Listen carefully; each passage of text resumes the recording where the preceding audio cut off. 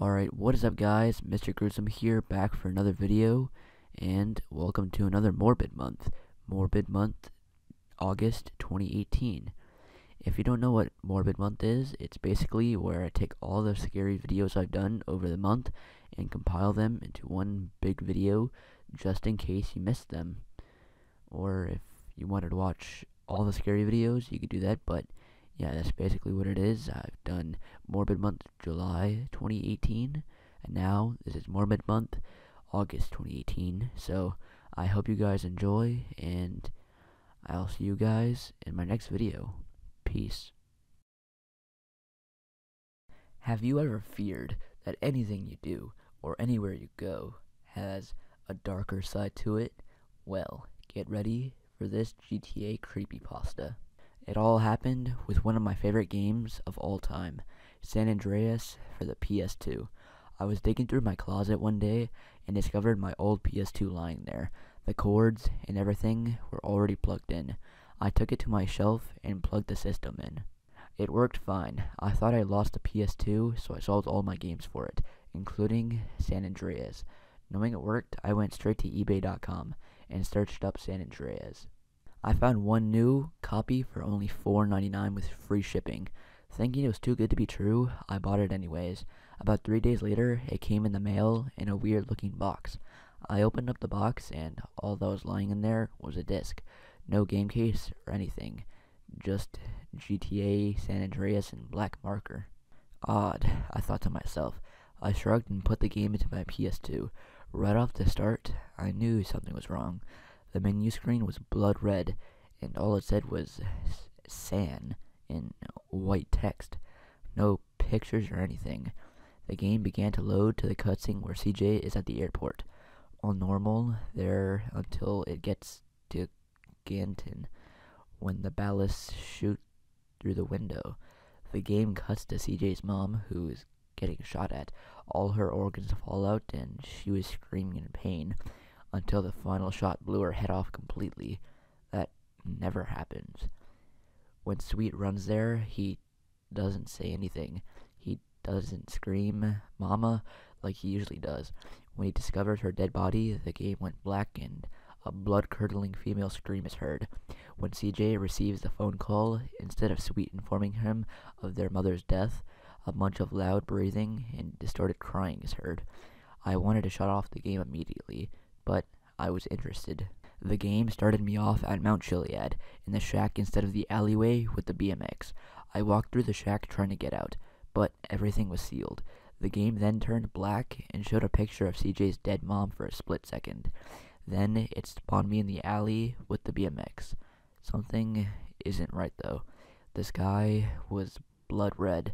There were no peds or cars, and an eerie piano music was being played in reverse. Graffiti was appearing on the walls saying, "Families for life." Body bags were lying on the sidewalk. Screams could be heard, and CJ's face was all distorted, and he had glowing eyes. I was fucking scared as shit at this point. I walked around town looking for somebody. Nothing. Just an empty town. I began to hear an engine from a vehicle. It was getting louder each second. I turned around and there was nothing. The sound grew louder and louder until CJ fell to the ground dead, as if he got ran over. The game then cuts black and says, "Help" in bloody red letters. When CJ respawned, everything was black. Sidewalks, walls, buildings, everything. All you could see is CJ and the outlines of everything. The music was getting louder and voices of the pets could be heard. The screen began flashing and CJ became pixelated and more engine sounds were coming through. The piano was getting louder and the motors were louder than ever. This was straight from a horror movie. The screen turned black and a flashing image of CJ's mom's ghost appeared with CJ screaming. The game cut back to CJ at the Panopticon. This is when I began feeling unsettled. It was storming, the sky was red, and the clock had frozen at 0666. That isn't even a time. There was a rusty wheelchair on the grass, and I could hear the faint chainsaw sounds in the background. At this point, I'm confused and terrified. Every time I tried to leave, CJ would die. I couldn't go anywhere. Frustrated, I turned off the game, and so I just went to sleep.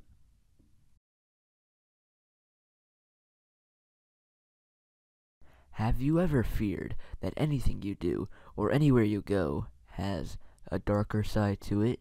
Well, get ready for one more true scary sleepover story. This happened a couple years back to a friend and I. We were about 14 then. I was sleeping over at my friend's house and we were watching a movie in the living area. We lived in a nice area where there was almost no crime, and she lived in a small neighborhood almost no one passed through. We always kept the doors locked though, just in case. About midway through the movie, we heard a car pull up near the house. We didn't think much of it because our father was at work and we thought he came home. We were wrong. Someone started knocking on the door. Her father had a key, so it couldn't have been him. I told my friend Cameron I was going to look through the peephole. I looked out and saw a man about mid-40s standing at the door. He was dirty looking and scratching his head, arms, and chest. I thought that he must be on some type of drugs because he had wild eyes. I walked back to the couch where Cameron was and sat with her. I thought the guy had left because there was no sound outside. Just after I thought everything was fine, the door handle started to shake. The man was trying to get inside the house. Mine and my friend's eyes widened in fear. I told her to turn off the TV and go behind the couch, just in case there was anywhere he could see through. "I want in," was a line that got my heart racing extremely fast. At this point, he was banging on the door. "I want in," he kept yelling. Clearly, this man would not give up on trying to get in the house. Cameron was pretty much on the verge of tears, and I couldn't breathe. Luckily, Cameron's father had come home, and the car coming in scared the guy off. We ran to her dad and told him what happened, and he called the cops, even though there was not much they could do. I stayed the rest of the night, but in the morning, when I went home, I told my mom and told her the cops were called. My friend was horrified to be at her house alone for a while, so she slept over at my house every night. We never saw that man around anymore, which I was thankful for. That had to be one of the most horrifying moments I have ever experienced.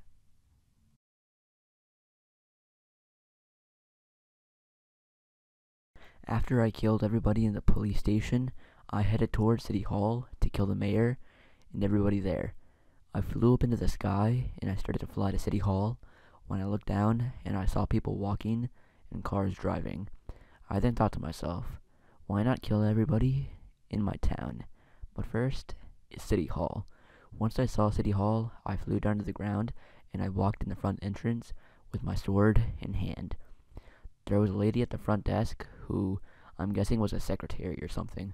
She asked, what are you doing here with that sword, young man?" I said, "I'm here with the sword to kill you all." She tried to run, but I just threw my sword in her skull. A couple of people saw that, and then I heard alarms going off. This just made it more fun for me. I walked around, and I saw a couple of people who I shot in the head with the gun of one of the dead cops I killed back at the police station. But then, out of nowhere, 3 guards showed up, and they yelled, "Freeze, dirtbag!"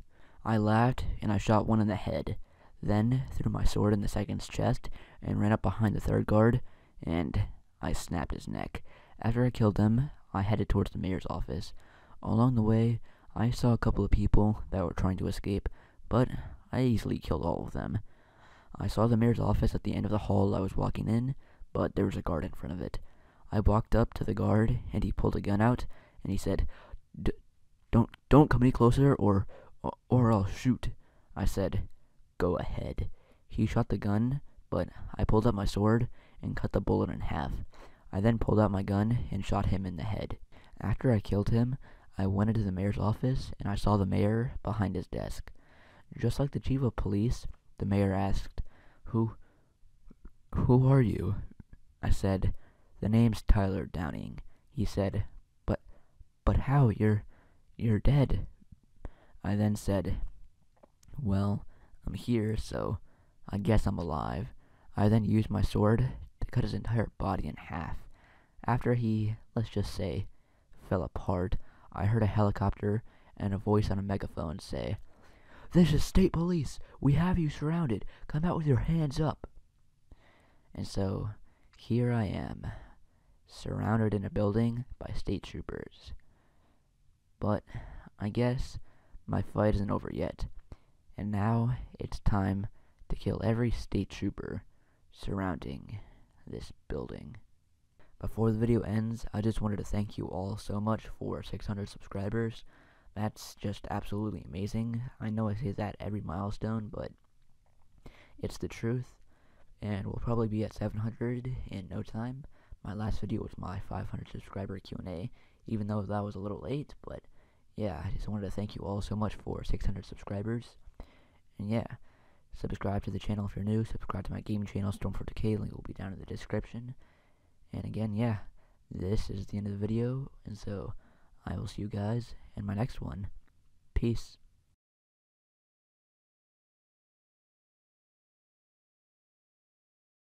Have you ever feared that anything you do, or anywhere you go, has a darker side to it? Well, get ready for these two true scary time travel stories. I spent 2.5 weeks backpacking in Olympic National Park. The weirdness happened about a week in. I say about because the memory and the timetable of events is a bit fuzzy. I remember that I'd gone backpacking the day before. This game trail I'd been following started to widen a little, and by midday of the second day, I reached an abandoned cabin. It had obviously been neglected for a long time. The roof was covered in moss, and the wooden walls seemed to be suffering from rot. Some weather seemed like it was going to move into the area, so I thought I'd take a break inside. It had a musty smell like wet stone, damp crawl space, and rotting wood. Despite the smell, the cabin was quite spacious, incredibly so actually. There were 2 rooms, I remember, and a third door that went down a long, gently sloping stone tunnel that led down to what I assume was a cellar. Looking back, I don't see how such a feature wouldn't have been visible from the outside, but there it was. I turned on a flashlight and started walking down. It went on for an incredibly long distance. I had gone about 100 yards, and my flashlight beam just faded into the darkness when I shone it down the path ahead. This was not a cellar. There was a stifling, claustrophobic silence that seemed to press down on me the further I went. The darkness was distorting, and I felt almost intoxicated. I'd probably stumbled on a pocket of poorly oxygenated air. Whatever it was, I'm glad I had enough sense left to nope the fuck out of there pretty quickly. Here's the strange thing, though. I know I couldn't have gone more than 100 or 200 yards down that tunnel. I wasn't inside that cabin for even an hour, but by the time I got out of the cabin, it was morning. I spent the better part of a day inside. Needless to say, I backtracked and got the fuck out of there. A couple of weeks ago, my friend's dad told me a pretty bizarre story that scarred me for life. About 15 years ago, my friend's parents, Steve and Julie, were woken up at 1 a.m. to a very loud thud that rattled the house.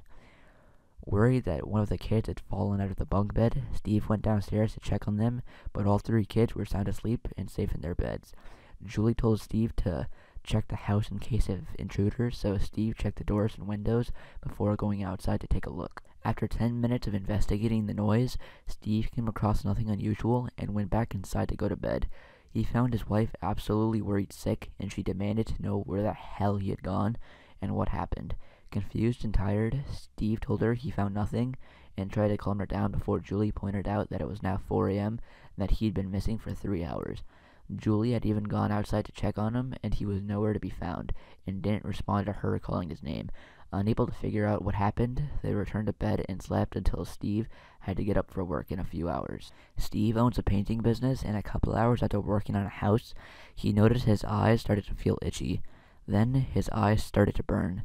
Then after a couple hours, his eyes burned so badly that he was holding his eyelids open as he did not blink because it felt like his lids were sandpaper against his eyes.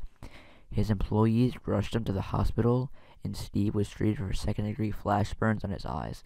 He was told his burns were equivalent to staring at a welder's torch without eye protection for an extended period of time. His eyes were treated, and he was lucky to have his vision fully restored. He is one of the most stand-up guys I know, and the way he told me the story gave me the fucking creeps. Dead serious and no explanation for what happened. His wife was there too, and she was visibly upset when he was telling me that story.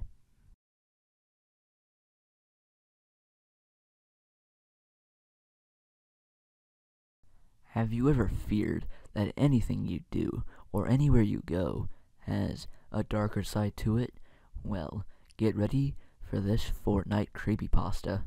For me, I thought it was going to be another night of me just doing nothing except playing Fortnite.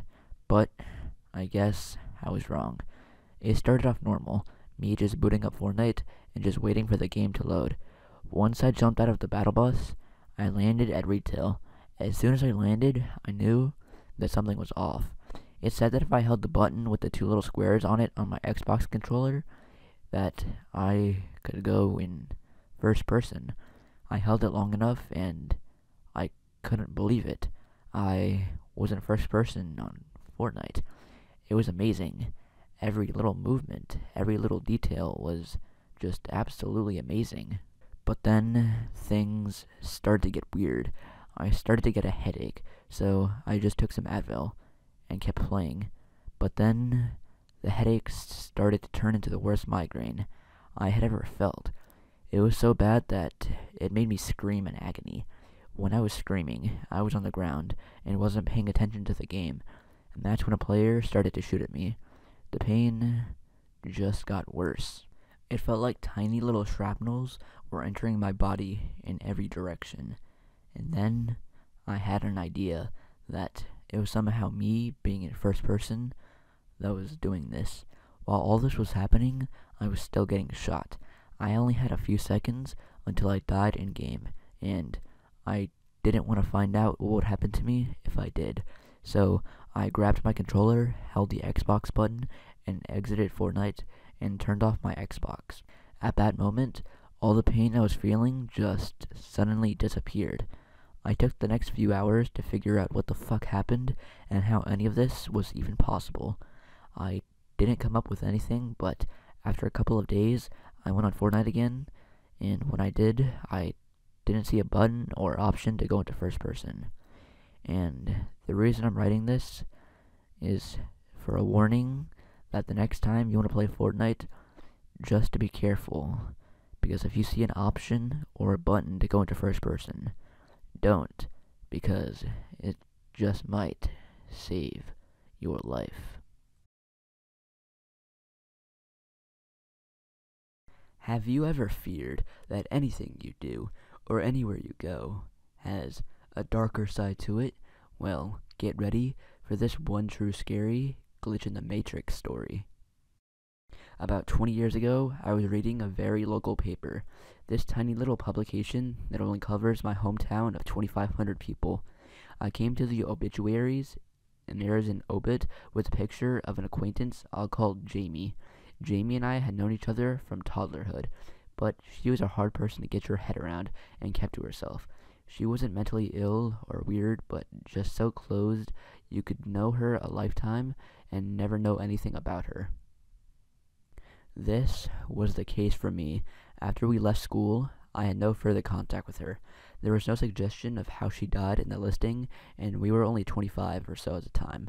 Unfortunately, I never paid any attention to the funeral details because we weren't close enough for me to attend. The unmentioned death of a young person in a small community is remarkable, but it put it down to how she was an individual, her lack of social circle. Another one of our friends died in a pretty awful way not long before, and within hours the whole town knew, which compounded this odd sense of why isn't anyone talking about this? A couple of weeks later, Jamie's first cousin died in a way that garnered national attention. Can't say much about this because it was a unique event and would give away identifying info. Everyone was talking about it. An older friend and I were discussing the cousin's death, and I said what a blow it was, given the family had also just lost Jamie so recently. The friend said I hadn't heard she died. I told her when it was and about the obit. My friend was puzzled too. Jamie sometimes wandered past my friend's mother-in-law's house, but she couldn't recall seeing her in a while. Frustratingly, I had no way to check this with anyone. Jamie's odd lifestyle meant that neither I nor anyone I knew even had mutual friends with her, let alone had actually interacted with her.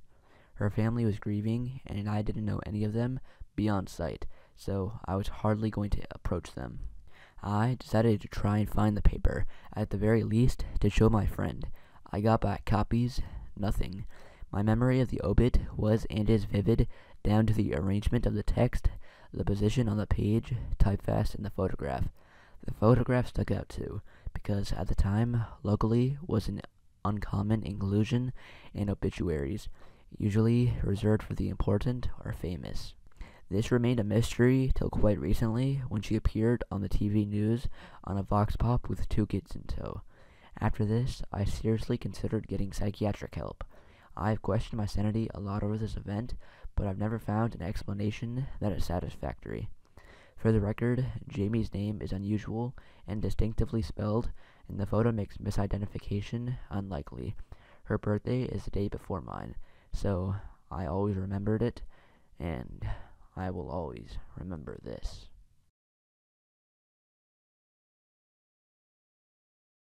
Have you ever feared that anything you do, or anywhere you go, has a darker side to it? Well, get ready for this Fortnite creepypasta.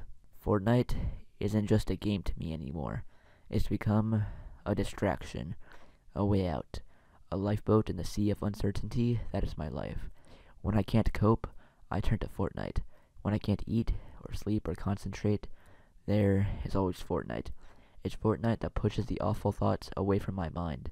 It's Fortnite that stops me from doing terrible things to myself. I may have no friends, no family, but I have Fortnite. And I have June. That's what I call her. The default skin with the chocolate brown ponytail.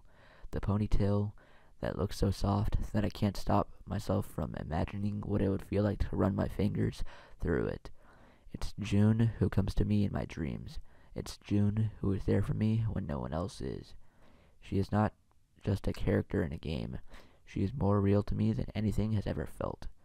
In my dreams, I see her smile, urging me to fight, to plow down everything in my way, to never give up, and I don't, because what will my life be without her? It's 3 a.m., and I can't sleep. June, June, June is all I can think about. I get up, stretch, and make my way over to my laptop. It's open, and Fortnite is already loaded up. The face of my beloved June is smiling at me from the lobby. As usual, her hands were rested gently on her hips, her soft brown eyes following my every move. The theme begins to play, and instead of facing forward, my beloved June is facing me. The smile does not leave her face, and my eyes do not leave hers. I see her chest move, like she was breathing, like she was alive.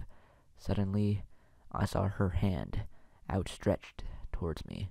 The green, fingerless gloves I adore, the same ones that hold the heavy guns, but still look so soft and warm. I wanted to hold them, to make her feel like she's loved, the same as she makes me feel. I see her hand push against the inside of the screen, reaching for me. Without even realizing it, I feel my fist smash against the glass. My mind was spinning. My only thought was that I had to get her out. I had to touch that hand for myself.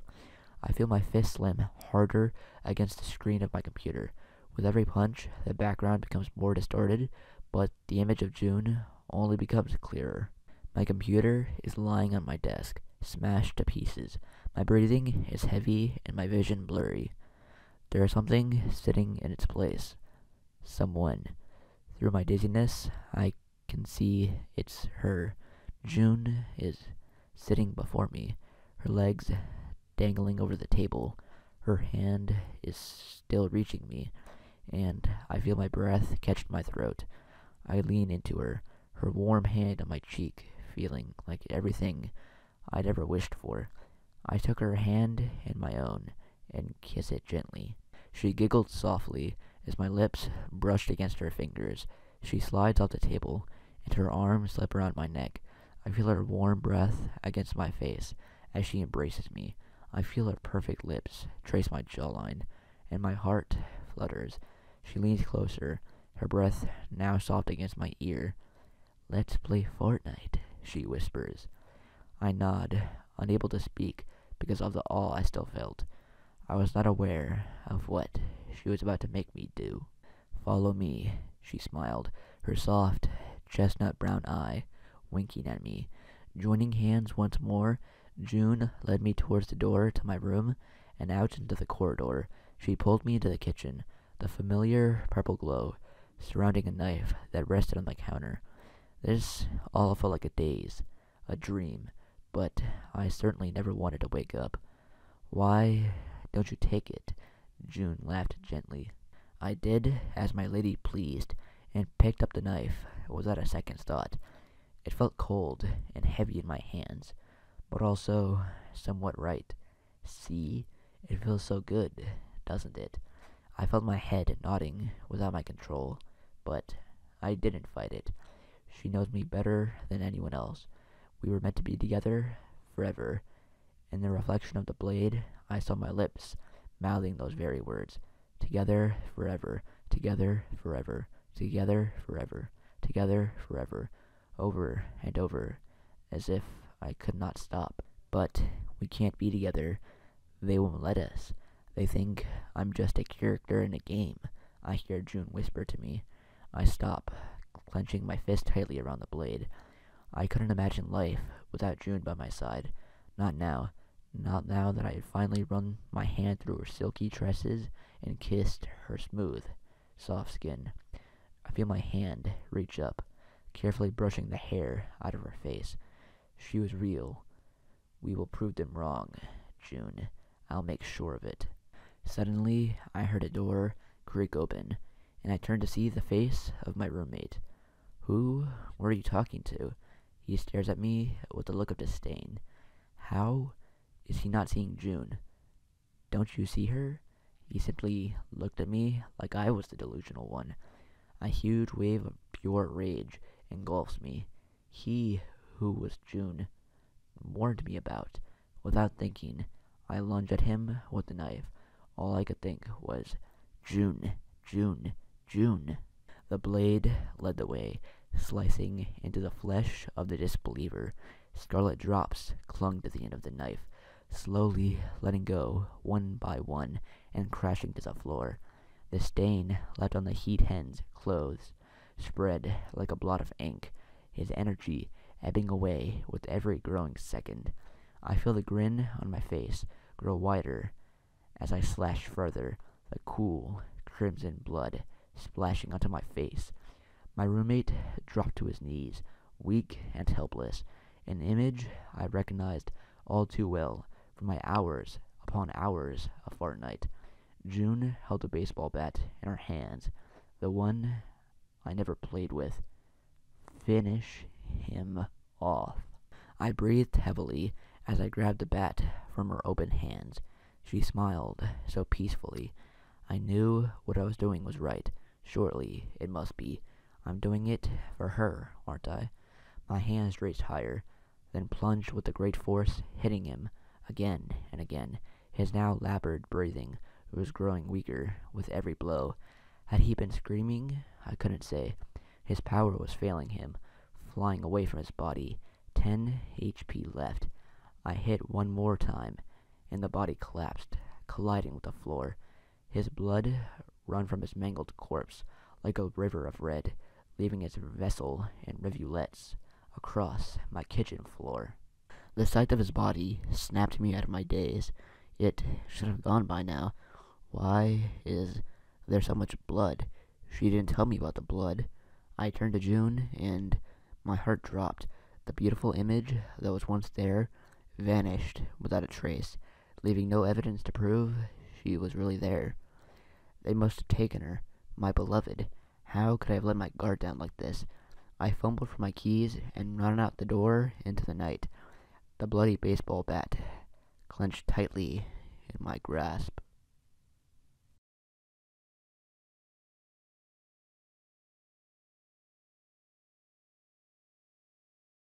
Have you ever feared that anything you do, or anywhere you go, has a darker side to it? Well, get ready for these two true scary water park stories. This happened at a water park around 2003. I was swimming and annoying my friend at the time because he was a lifeguard there. I told him I would fake like I'm drowning just to be a dick. I was 13. Anyways, I was swimming in the deep end of the pool, where above me was a jungle gym that you could swing across to the other side. This was over in the deep end. All of a sudden, this kid, about 5 or 6-ish, decided to take it upon himself to try. Had a life vest on, so he wasn't feeling like Superman, I guess. Anyway, I had a bad feeling shit was going to go down. There was concrete on both sides, and there was a landing pad. It was slippery. The kid slipped after trying to jump and grip one of the bars, and I then heard an crack splash. My friend lost his shit and jumped into the pool to swim to the other side of the bars. The kid was limp. I saw blood. I remember hearing the kid was there with the daycare, and the teacher there was screaming. At the time, cell phones wasn't a thing everyone had yet. The ambulance came, and they strapped him to that little table thingy and put him in while the teacher, there were more there, rode with them. I remember seeing the blood on the concrete, just red. I didn't really sleep that night. From what I was told, that he was stable and had a concussion. What happened to him isn't known till this day. I've heard that he was okay, and I've heard he died. I can't go back to that water park without thinking about that kid. I used to work as a lifeguard at a water park. The park was so small that during the week, some of our only customers in the first half of the day were day camps. About once every month, we would get a special needs day camp. Why they thought it would be a good idea to take special needs kids to a water park, I don't know. Well, I'm at the top of our biggest slide, a platform that's about 40 to 60 feet tall with 2 slides, an open and completely enclosed slide. Anyway, we get this kid come up with one of the counselors. It's clear this kid can't really communicate. However, he appears to be scared to go down. Since the counselors are familiar with the park, they want him to go down the open to the element slide, as it is much slower and less intense than the enclosed one. The kid is obviously reluctant to go down, so he steps out of line for a bit. Finally, he braves enough courage to go down. However, the first few feet down the slide, he gets stuck. He was kind of a bigger kid with the port suit, and the slide hadn't been waxed in a while. Normally, when this happens, people just push out the wall once and are good the rest of the way down. Being special needs and all, his first instinct is to stand up. Here, I am panicking, seeing a special needs kid standing up 40 to 60 feet in the air on a slippery surface. Luckily, the counselor immediately reacted and went slowly down the slide, grabbed the kid, and together they slid down to safety. However, the slide is poorly designed to the point that I can't really see people at the bottom. I'm trained to send people down when I see the person walking on the sidewalk. It's sort of complicated. Anyway, me, in my stressed out state, I see the counselor walking around, so I assume it's safe to send down the next rider. However, the counselor never thought to turn around and grab the special needs kid from the bottom of the slide. Before I noticed this, it was too late, and to make matters worse, the person I sent down was a 300-pound semi-truck who was hauling down the slide. Seriously, not exaggerating. The semi-truck of a lady literally plows through the special needs kid at the bottom. Luckily, the kid was alright, but that was the worst day of my first year at the park.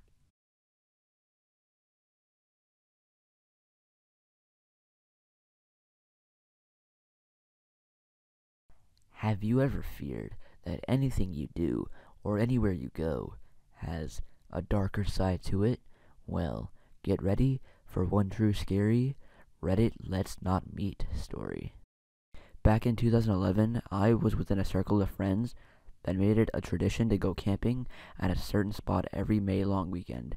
The spot we chose was in a beautiful area right on the edge of a large lake, and it was located on government land.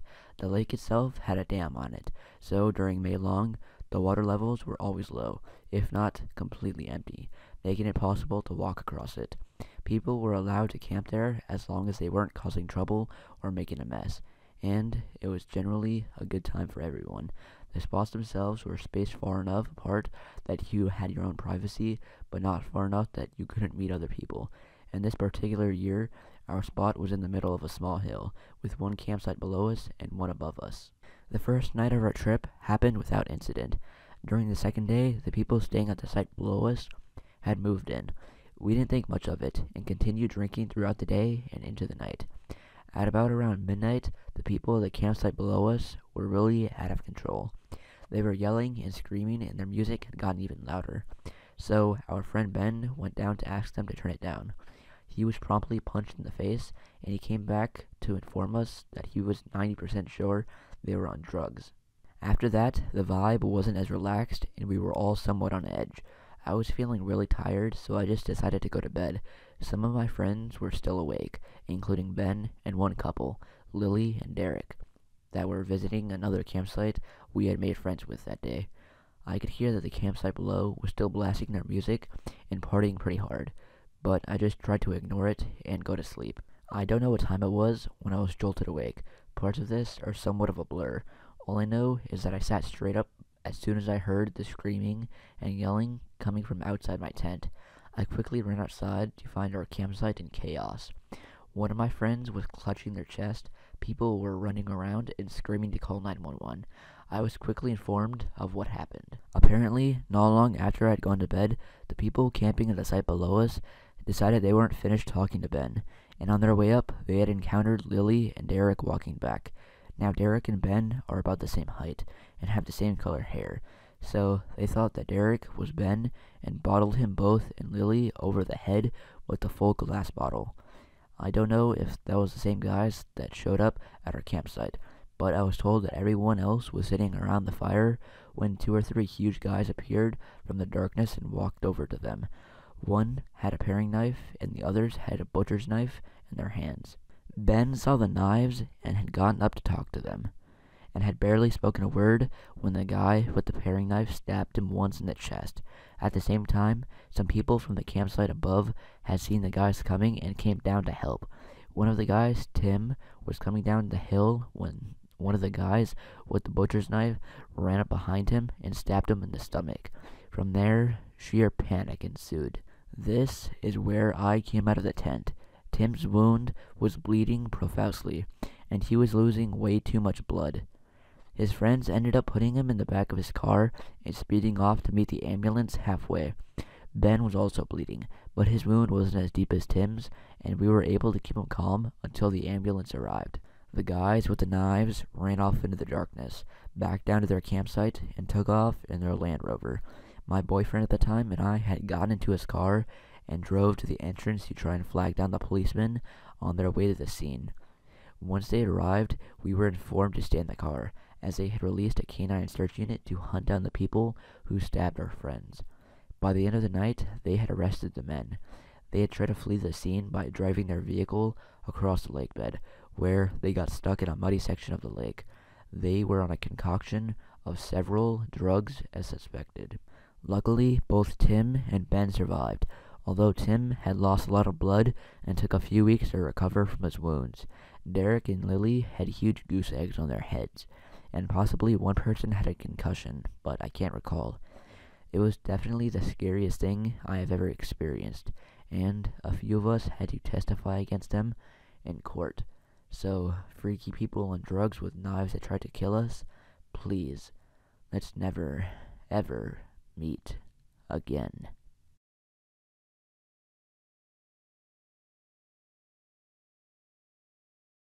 Have you ever feared that anything you do, or anywhere you go, has a darker side to it? Well, get ready for this creepypasta. I hand him the envelope as soon as I've closed the passenger door. Count it, it's all there. He raises an eyebrow. Good morning to you too. The stack of bills is counted in no time, which doesn't surprise me. He's probably done this several times before. A slight nod of his head indicates the correct amount. Dude, I gotta ask, are you 100% sure you want to do this? Yes, my mind is made up. I can't live with her anymore. She's cold, demanding, and controlling, but I can't leave her either, because I'll lose everything if I do. I'd rather burn in hell. He raises a hand. Alright, I gotcha. I just want to make sure, because once it's done, it can't be undone. I'm aware of this, and you can't do this yourself? I told you, I've tried but keep losing my nerve. He shrugs.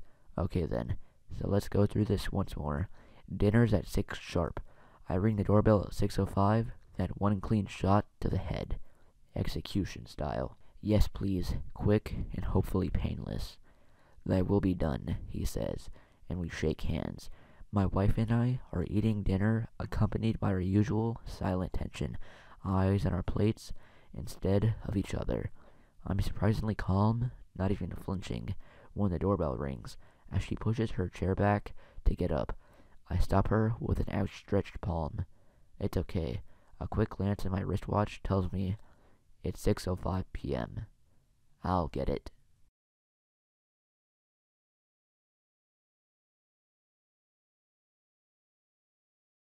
Have you ever feared that anything you do or anywhere you go has a darker side to it? Well, get ready for this Fortnite creepypasta. I was surrounded by the state police, and I had no way to get out of City Hall, so I thought I'll just make my own way out. I heard cops coming into the building, so I ran out of the mayor's office and into the hallway, and I looked at the wall. I punched it, and it crumbled, leaving a giant hole. That made the building start to collapse. The wall led to the outside, and so I jumped down onto the sidewalk. When I looked up, there were dozens of state troopers with their guns pointed at me. One yelled, "Stand down or we'll shoot!" I laughed and said, "Go ahead." I then pulled up my sword, and they all shot. I used my sword to cut all of the bullets in half. They stood there, shocked and out of ammo. I pulled out my gun, and I started to shoot. I shot 5 in the head, and another 3 that were next to them. After that, I started to fly away, and while I was in the air, I shot and killed about 10 more. After that, I flew away, but then their helicopters started to follow me. I flew up close to one, and I shot the pilot in the head, and the helicopter crashed into a building. I didn't know where to go, but all I knew was that I had to get out of there. So, to be unseen by people, I flew above the clouds. And that's when I decided that I just wouldn't take over my town, but the whole country. So, my next stop was the White House to kill the president. But first, I had to find a way to get there first. But then, all of a sudden, I saw another person in the air, and they were flying towards me. When they stopped, they said, "Hello, Ryan." I said, "How do you know my name, and how are you flying?" He then said, "Do you think you're the only one to get out of hell and learn from a master? And also, I know everything about you, and I'm here to kill you." And at that exact moment, I was going to fight the hardest battle that I had ever faced.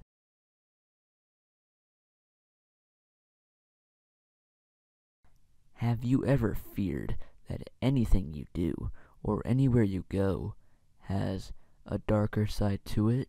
Well, get ready for this Fortnite creepypasta. This happened about a month and a half ago.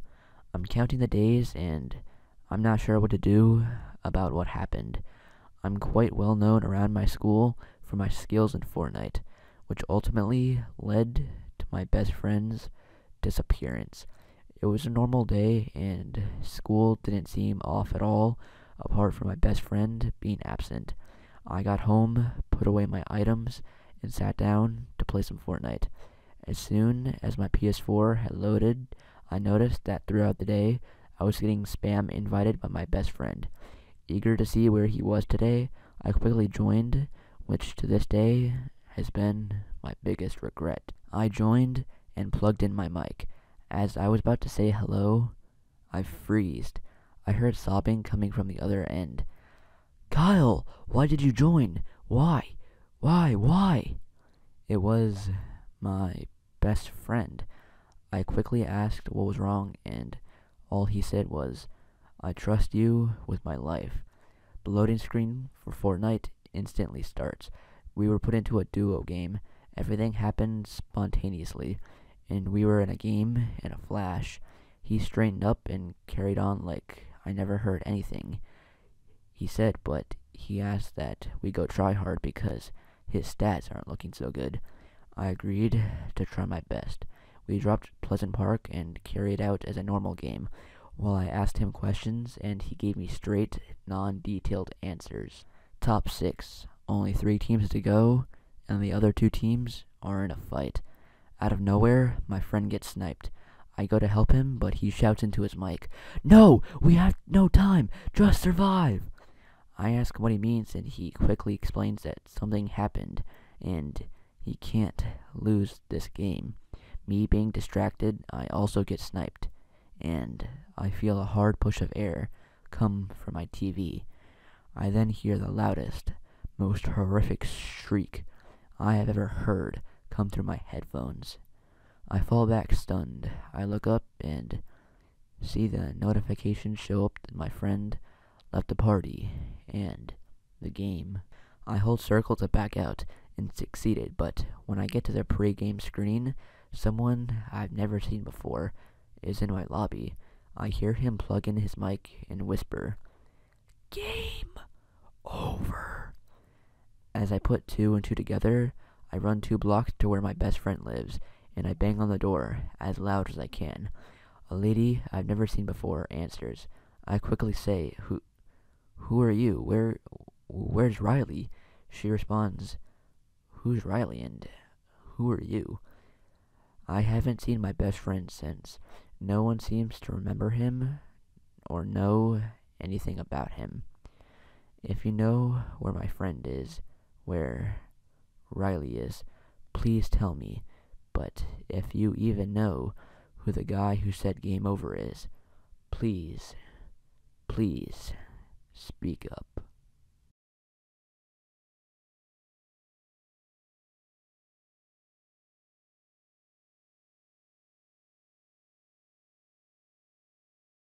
I once did a remodeling job in a hospital's oncology department. Because it was an active hospital, we had to do the work after hours. Many of the lights throughout the building were out, except those that stayed on permanently, exit signs and whatnot, which made for a really creepy effect, not to mention a constant eerie hum and warnings about radioactive exposure posted here and there. I had been trying to listen to music on my phone and follow the score of an NBA playoff game, the one in which Ray Allen hit that 3 to spoil the Spurs' chances of a championship. But because the walls were lined with lead, the service reception was terrible, so I eventually gave up. There I am in a room by myself in silence, except for the creepy hum of machines and lights, just picturing the poor souls walking in and out of here on a daily basis. When suddenly there was a blood-curdling scream coming from down the hall. I was scared shitless. I froze for a second. I thought surely I imagined it because the hospital was closed. But then it came again, this time closer to where I was, so I looked around for a possible weapon, of which I had only a razor knife. I grabbed it and slowly exited the room I was in, and the scream came again. This time I could tell it was really close to me, and this time it was followed by laughter, and it sounded like more than one voice. Now my intense fear is turning into confusion, and finally the source of the screams comes into view. It was the cleaning crew of about 3 to 4 teenagers. They had been goofing off apparently, and didn't think anyone else was there. I've worked with a lot of people who have pretty significant histories of drug abuse, violence, erratic behavior, and a few people with murder convictions. For the most part, none of them faze me too much. I've got all kinds of stories about the stuff that's happened with them, but I've only really had one client I had ever been afraid of. When he was new to the agency, I did his intake. Homeless guy, early 60s, diagnosed with schizophrenia. He was currently living on the streets and was open that he had serious issues with drugs. He talked about his violent outbursts. He would get angry and paranoid and cut up other homeless guys he thought were out to harm him. While talking, I then learned that he had been incarcerated previously for murdering his wife with a shotgun. He did so an account because he was depressed and the voices told him to kill her. Again, none of this was typically out of the ordinary for me, but what scared me was his attitude. He described the murder without any prompting, in a graphic but almost literate way, which he smiled blissfully. then finishing saying that after the murder was completed, he felt relieved, like a great heavy cloud lifted from my head. He was insightful about his symptoms, but didn't seem to care. Again, this was not the first person with a murder rap, nor the first with schizophrenia that I had ever worked with, but he scared the shit out of me. It was an animal instinct, if anything. After that, he was unassigned to me, and I never really saw him again. Last I heard, he had left for his hometown, but I still see him around occasionally, or at least I think I do. I don't know exactly how he got released after incarceration, but it was a pride parole. The vast majority of people with schizophrenia are not dangerous or violent, and some of my most productive case management relationships were with people who had schizophrenia. But I have a feeling that this guy had something else going on. On July 18th, 2020, NASA launched a new vessel. 6 astronauts boarded Goliath 1 and set off to prepare the first human colony on the moon. The preparations were expected to take a year, but the vessel carried 6 months of additional food past that expectation in case of emergency. Radio communication was possible only on the side of the moon facing the Earth. The astronauts were told to stay in this area to maintain radio contact. The astronauts had landed on the eastern border of the Serenitatis. This lunar mare was largely covered in basalt and held few craters, making it perfect for colonization. The goal of the astronauts was simple: map the area for colonization and blueprint the construction of buildings. The only real danger on the moon was meteors striking it, as the moon was devoid of any atmosphere. An electronic journal of the day's event was to be sent back to NASA along with any interesting photos or videos, although it was to be seen if anything exciting could happen. It was the moon, after all. The first few months of journals was fairly normal. The astronauts were right on schedule with the predicted progress. They wasted no time to blueprint the area. Everything in a normal town was to be in the future town. A grocery store, a school, a hospital, among other things, of course. These supplies would need to be sent by other vessels. It wasn't their mission to build anything. Then, on the 17th of September that year, the daily report had not come. It was speculated that it was forgotten, but didn't come the next day either. Radio communication was not successful with the astronauts, and was only met with static. The radio tower was seen as working perfectly. It seemed that the astronauts were simply not within range of it. Several missing videos were later recovered from the site. The following is a description of each video. The astronauts were told to label their videos by date, using numbers following the date if more than one video was recorded that day.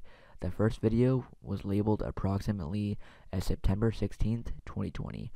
It is around 10 minutes long and is mostly spent examining small craters near the border of the mare. Near the end of the video, the astronaut talks about hearing scratching noises from the crater, but this wasn't audible. The journal sent to NASA for the 16th of September did not mention this noise. The second video is also labeled approximately as September 17th, 2020. This video was also focused around craters, specifically the nearby Bessel crater. This is an extremely large crater, over 9 miles across and a mile deep. The plan was to eventually build a bridge across the crater. This video is roughly the same length of the previous video.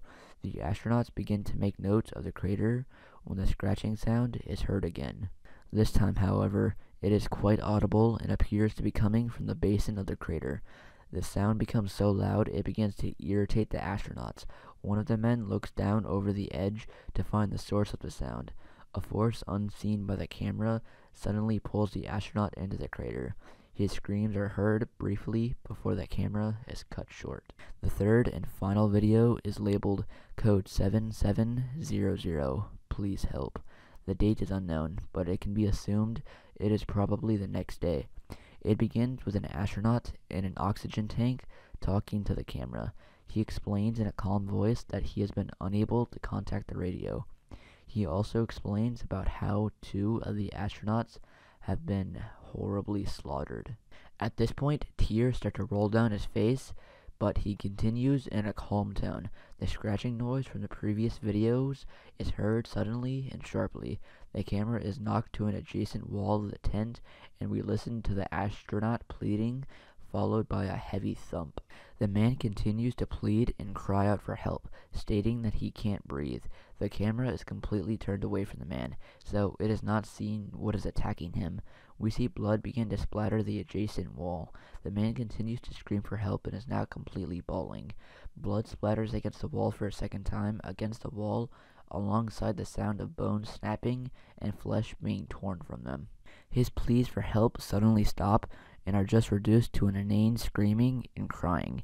As blood splatters against the wall again, a bit of brown liquid now mixes in with the bright red liquid. The tearing sound has been since replaced with that of squishing and sloshing.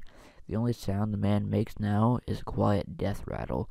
Suddenly the man goes silent, and several of his organs are tossed near the direction of the wall. Coincidentally, the night of September 18th was a red moon. None of the bodies of the astronauts from Goliath 1 were ever fully recovered. Colonization of the moon has been postponed until further notice. The team sent to investigate the radio communication problems the astronauts were having refused to talk to the public. Of the 4-man repair team, 2 have committed suicide since returning to Earth. While the 3 videos were recovered, a photograph was also recovered. It is still unknown as to what the photograph is.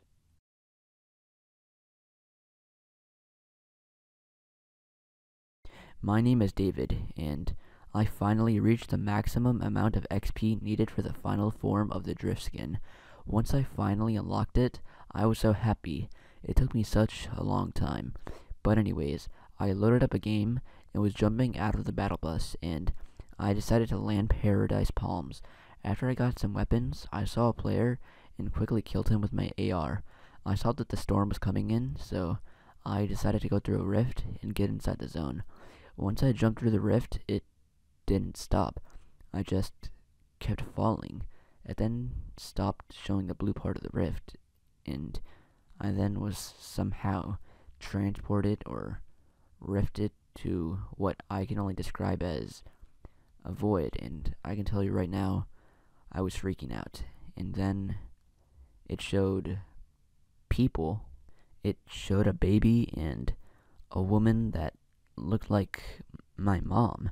After that, it cut to a little kid getting on a bus and my mom again waving goodbye. It looked like it showed me as a baby, and then my first day of school. It then cut to what I can only describe as a graduation ceremony for my high school. Then me graduating from college, an interview for my dream job, and me getting married and ultimately having kids. I was completely confused on what or how this was happening. It looked like it was showing my life and what is going to happen. It kept showing my life to the same point over and over, and I was getting freaked out. But then the next time it showed my future, it continued from when I had kids. It showed me a desolate and destroyed world. The earth of what I could see was covered in what looked like fallout. It then showed me what happened. The US and Russia sent nukes to each other's countries, and that sent a chain reaction of other countries doing the same. This looked like World War III. It then cut to me and I think my family, but older. I was with my future wife and kids in a house. All of them, except me, looked deathly ill. Then they all died of what I can only describe as radiation sickness, but I somehow survived. And then it shows me with a gun, and I point it to my head, and I shoot myself in the head. At this point, I was beyond freaked out, and I then realized that it keeps showing me this over and over. And so, here I am now, just typing this on my phone somehow, and just floating through what is probably time and space. Now what? I don't think there is any way out of this, and I just want all of this to end. Wait, I have my switchblade that I always keep on me. I can use that to end it all. I'd rather die than just sit here in this endless nightmare. Sorry, Mom, Dad, Trevor, Big Bro, and Samantha. I'm sorry I never got to tell you how I feel, but it's better to kill myself right here and now than to live through this. I'm sorry, everyone. I know that you can't see or hear me, and I know you are all going to be looking for me, but I'd rather die this way than of thirst or hunger. But now, I guess it's time for me to slit my own throat and for my body to flow through this void or rift of time and space for all eternity. Before the video ends, I just wanted to thank the winner of this little challenge, I guess, Mr. Legit 1, 2, 3, 4, 5, 6, 7, 8, 9. What her name? For the creepypasta idea. It was really cool, man. Just thank you for that, for giving me this idea so I could create this into a video. I don't know, I might do this in the future, but anyways, I hope you guys enjoyed the creepypasta, and I will see you guys in the next one. Peace.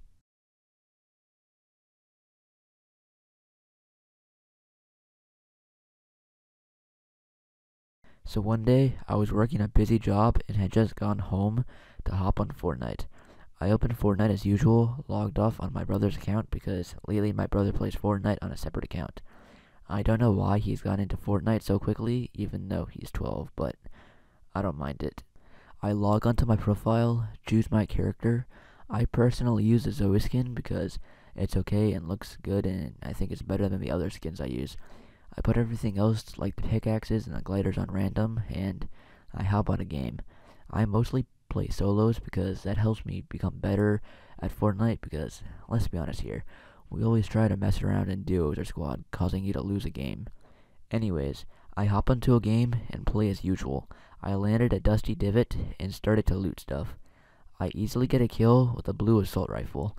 I played the game out, and that's when I started to see something off in the distance. When I looked, I saw a default skin, but it didn't look like a default skin. It looked as if it was real. I got scared, and so I shot the default skin, and that's what made me really scared. When I shot the default skin with my sniper, the bullet didn't eliminate the player. It went into the skin, and it started bleeding. It started bleeding over and over. I started feeling really nauseous, and I almost puked. I exited out of the match quickly, thinking it was just my imagination playing tricks on me, but I was wrong. When I was back at the main menu, the Zoe character I was talking about turned realistic. I shook it off, but when I was choosing my character, every skin was realistic. But when I chose the default skin, it was still bleeding. I started to realize that this is not my imagination playing tricks on me. I immediately closed Fortnite and turned off my Xbox.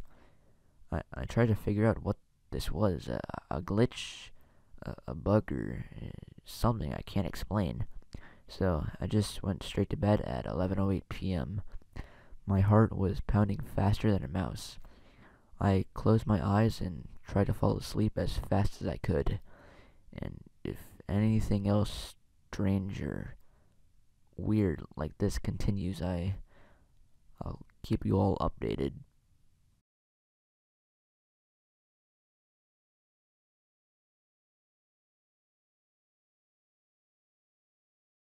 Have you ever feared that anything you do or anywhere you go has a darker side to it? Well, get ready for one true scary military story. I used to work as an MP at Camp Lejeune Marine Corps Base. We used to get a lot of calls regarding one building on Montford Point. Montford Point was the first African American training camp back when it was segregated. And there are rumors of all sorts of violent acts against black Marines there, such as lynchings, beatings, etc., all covered up by the local police in the 40s. Specifically, there are rumors about the old hospital building on Montfort Point. The rumor, which can't be backed by historical facts, says that 3 young Marines were lynched and hung from the veranda of the Montfort Point Hospital. When I was working night shift, IDS alarms were going off in this building, and we would get reports of lights on in it. Usually, it was dumb young Marines breaking in to check out the morgue and such. However, on one very slow night, a couple of NPs, including a CID detective, decided to check it out. The CID agent brought along a recording device. They went around asking some questions in the dark, and apparently, they got some stuff on the audio. When one of the MPs grabbed a soccer ball and asked the ghost if it was his, they heard some sort of yell, and they got it on tape. A combat-hardened gunny was on watch at the time, and I have never seen that guy scared of anything. But after that night, he avoided that building like the plague.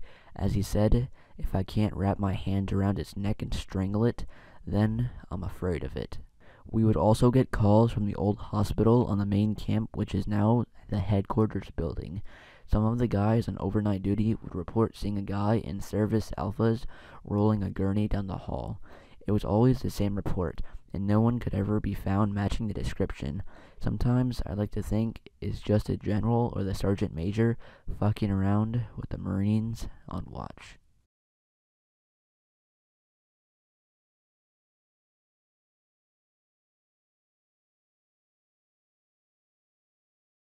Have you ever feared that anything you do or anywhere you go has a darker side to it? Well, get ready for this Fortnite creepypasta. I asked the guy, "Why are you trying to kill me?" He said, "Because you're the worst kind of monster, and you deserve to die." I said, "What for?" He then said, "Because you killed my sister when you massacred those 10 people at the high school." He said, "Now, it's time for you to die, asshole." I said, "Bring it on, bitch." He then pulled out an axe, and so I brought out my sword. He took the first swing, and I easily blocked it with my sword. He swung again, and I did the same thing. I then used my sword to try and stab him, but he dodged it by flying higher. I then flew up to him and punched him so hard, he went hurtling into the ground. I laughed, thinking that he is just some pathetic weakling that I'm gonna kill. Once I reached the ground, he got back up from his crater that he left, covered in his own blood. He yelled, "Why? Why are you doing this?" I told him, "I'm doing it because it's fun, and because of Fortnite." He screamed, "Fortnite! Fortnite, are you fucking kidding me? How do you go on a fucking killing spree from a stupid fucking game?" I laughed and said, "Inspiration, bitch." At that moment, I pulled out my gun and shot him in the leg. He dropped to the ground in pain. I then shot his other leg, both his shoulders, and his hands. I said, "What are you gonna do now, huh? Sure ain't nothing." He was coughing up his own blood, and he could barely speak. But the words he did manage to say were, "There will be someone who will stop you. So, you better watch your back, bitch." So, I got sick of him talking, and so I just used my gun and shot him in the head. With that, I walked away from his corpse, laughing. I then thought to myself, who's next? Oh yeah, the President of the United States of America.